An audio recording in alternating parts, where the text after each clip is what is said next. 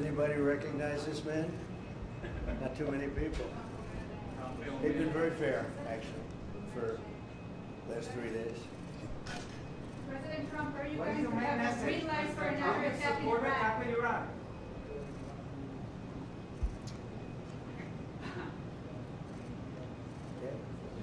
Mr. President, how quickly should you folks move to phase 2 of the peace plan for Gaza?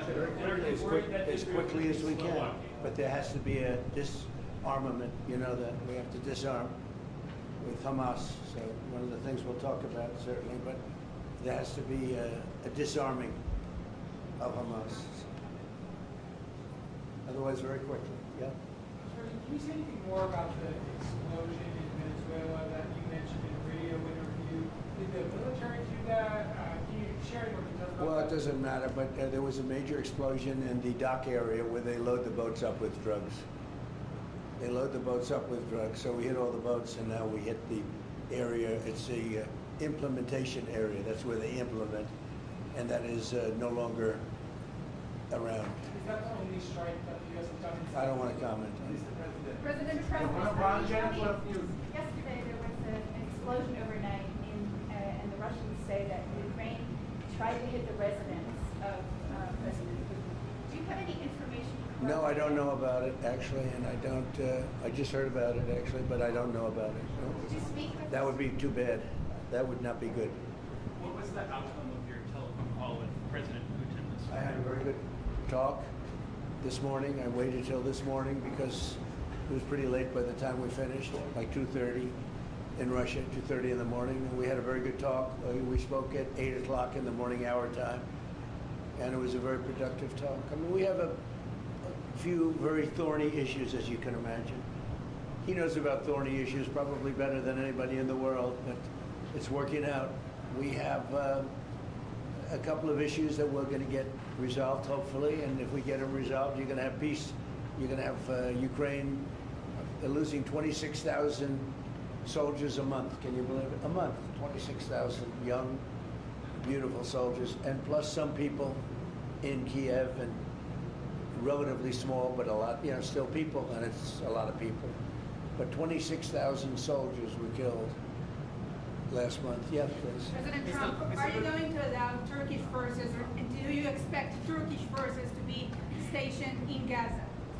So I have a great relationship with President Erdogan, and we'll be talking about it. And if it's good, I think that's good. And a lot will be having to do with Bibi. We're going to be talking about that. But Turkey's been great, and he's been, excellent as far as I'm concerned. I don't know about you.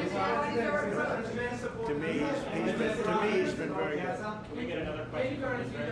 Sure. Yes. Can you tell me a little bit about your relationship with Prime Minister Netanyahu and how important it is for you to see him be pardoned by the Israeli president? Look, he's a wartime prime minister. He's done a phenomenal job. He's taken Israel through a very dangerous period of trauma. Israel, with other people, might not exist right now, if you want to know the truth. That's a pretty big statement, but it's true. I feel that. You had the wrong prime minister. Israel right now would not exist because they were met with a force the likes of which very few countries could have handled. And we worked together, and we were extremely victorious, to put it mildly.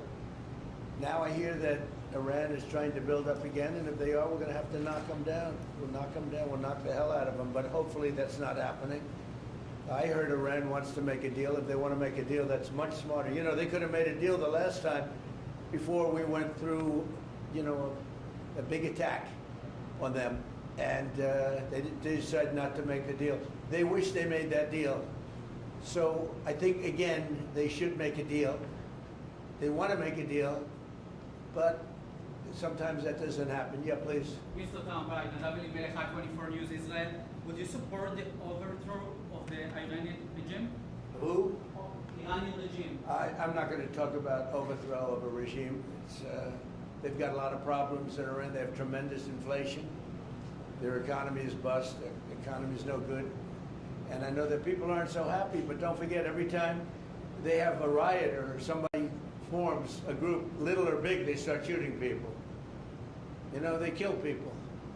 And the people tend to I've watched this for years. There's tremendous discontent. They form 100,000, 200,000 people. All of a sudden, people start getting shot. And that group disbands pretty quickly. So I've watched it for years. They're vicious, vicious people. Yeah. Mr. President, will you support an attack, Israeli attack on Iran if Iran will not have a deal? If Iran will continue with their ballistic missiles and also nuclear weapons? If they will continue with Yeah. the missiles, yes. The nuclear, fast. Okay. One will be yes, absolutely. The other was, we'll do it immediately. Mr. President, one of us from Channel 12 News. What are your plans regarding Gaza for the next few weeks? Well, we're going to be dealing on Gaza. That's why this very great prime minister is here right now. We're talking about Gaza. We're talking about a lot of things. We have about 5 major subjects that we're discussing, and Gaza will be one of those subjects. Mr. President, can you guarantee that the last hostages, Anne Philip, will be released before we continue to the second phase of the Gaza plan? Well, let's put it this way. Every hostage just about that's been released was released because of me, Steve Witkoff, Jared Kushner, my whole team, Marco Rubio, Pete Hegseth. They were all released because of us. None were released in the Biden administration, none.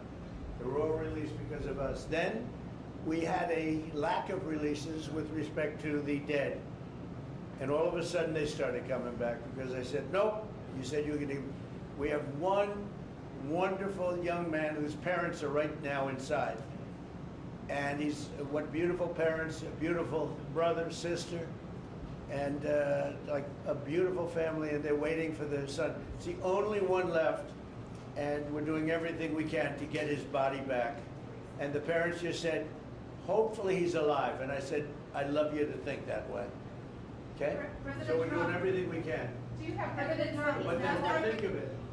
Out of all of these people, and I'm not just talking about the final 20. Right. Look at all of the people. What do you think the total number is? 255. 255. 254 came out, one more.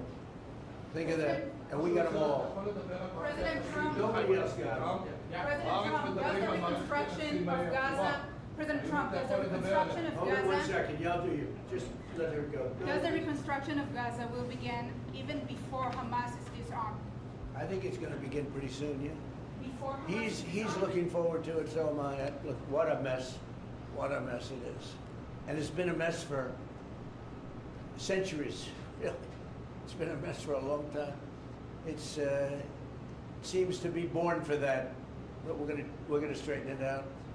No, we're already starting certain things. We're doing things for sanitary conditions and others. But Gaza's a tough place. You know the expression, it's a tough neighborhood. It's truly a tough neighborhood. Yeah, you had a question in the back? Go ahead. Yeah, please, go ahead. I'll ask you about the relationship between you and the Prime Minister. What about it? They said that there is no relationship, good relationship between you. I don't think it can be better. We just won a big war together. You know, if we didn't beat Iran, you wouldn't have had peace in the Middle East because nobody would have been able, the Arab countries who have been fantastic, would not have been able to make a deal. If we didn't wipe out their nuclear, we wiped it out. If we didn't wipe out with our beautiful B-2 bombers, if we didn't, and we sent a lot of Tomahawks in there also, by the way, from a submarine. And what about the pardon that the President of Israel needs to give the Prime Minister? A pardon? The pardon. I think he will. How do you not? He's a wartime prime minister who's a hero. How do you not give a pardon? You know, I think it's a very hard thing not to do it. I spoke to the president, and it's on. I mean, he tells me it's on its way. Mr. You can't do better than that, right? Please. Mr. President, can I follow up on Venezuela? Was the facility taken out by the U.S. military, or was it another entity like the CIA? It was along. Well, I don't want to say that. I know exactly who it was, but I don't want to say who it was. But you know, it was along the shore. Mr. President, have you or anyone in your administration talked to Maduro in recent days? Well, I spoke to him Recently? pretty reasonably, but nothing much comes of it. Yeah. Mr. President, can you explain the You importance have to understand what he's done. They've sent billions of dollars of drugs in, but maybe just as bad, they've sent hundreds of thousands of people in from jails, from prisons, from mental institutions and insane asylums. The drug lords, the drug dealers were all sent into our country. But think of it, what he's done. Mar-a-Lago, probably the worst gang. They cut off people's fingers. One man made a phone call to complain about them. He cut off their hand. They cut off his hand. Don't ever make a phone call again. We'll cut off your hand. After that, we'll kill you, they said. That was in Colorado. And now they sent in all of the bad ones. They sent in some bad people. And that to me was just terrible. And they send in drugs. Now, I will say this. 97% of the drugs coming in by sea stopped. We're trying to figure out who the other 3% are. And they have a hard time getting people to pilot those boats. But 97% of the drugs coming in by the ocean, by the sea, by water, are gone. Every boat that we take out, we save 25,000 lives of Americans. Thank you very much, everybody. We'll see you. We're going to have a big meeting, and we'll see you in a couple of hours if you'd like. And if you'd like, you can come up and have lunch like you did yesterday. Would you like that or not? Do you want that? Oh, yes. Because some of them think it's terrible. It's a bribe. But, you know, a bribe for $25, I don't know. If you'd like, you can go. And if you don't, you can stand in a driveway and melt. All right? But if you want, will you work on that, Margot? Yes, sir. Is Margot doing a good job? Yes, sir. Absolutely. She's a star. She's too nice. Her only problem, she's too nice to you. And you're not nice to us, but that's okay. Margot, take them up and have a beautiful lunch, and we'll see you later. Are you worried that the strike, the alleged strike on Putin's residents could scuttle peace? Yeah, I don't like it. It's not good. I heard about it this morning. Did Putin You know who told me about it? President Putin told me about it. Early in the morning, he said he was attacked. It's no good. It's no good. Russian officials. Don't forget, you know, the Tomahawks. I stopped the Tomahawks. I didn't want that. Because we're talking about, you know, it's a delicate period of time. This is not the right time. It's one thing to be offensive, because they were offensive. It's another thing to attack his house. It's not the right time to do any of that, and can't do it. And I learned about it from President Putin today. I was very angry about it. Do you not have U.S. intelligence services? What? Don't you have U.S. intelligence services that monitor that region very closely? Is there any evidence? Well, that the it came US out. It came out. Well, we'll find out. I mean, you're saying maybe the attack didn't take place. It's possible too, I guess. But President Putin told me this morning it did. One question, Mr. President. Can you expound on the importance of a strong relationship with the State of Israel? And Mr. Prime Minister, you called President Trump the strongest friend for the State of Israel. You've worked with numerous administrations, numerous presidents. Can you expound on that and what makes President Trump such a strong friend for the State of Israel? What are you going first? I'll say it again and again and again. We've never had a friend like President Trump in the White House. It's not even close. And I think you can judge that by not merely by the frequency of our meetings, but by the content and the intensity. I think Israel is very blessed to have President Trump leading the United States, and I'll say leading the free world at this time. I think it's not merely Israel's great fortune, I think it's the world's great fortune. Well, I just want to say that it's very important who the Prime Minister and President of Israel is. We have a great relationship. It was an honor to speak before your leaders. That was a great honor for me. I think it has not happened before, or something they told me. But the relationship's been extraordinary, and Bibi's a strong man. He can be very difficult on occasion, but you need a strong man. If you had a weak man, you wouldn't have Israel right now. Israel would have been, you know, Israel with most other leaders would not exist today. They would not exist. And now they're stronger than ever. Yeah, please. Are you going to ask Netanyahu to sign an agreement with Syria?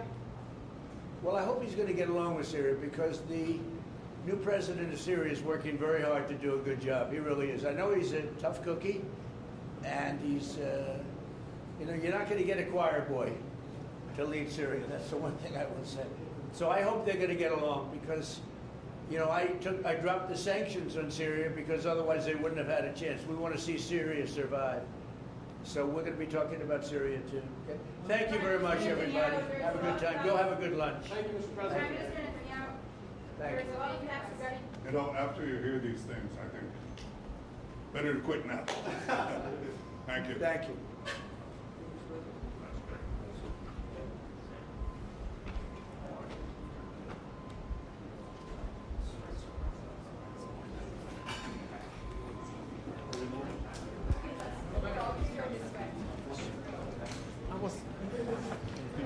Hold on.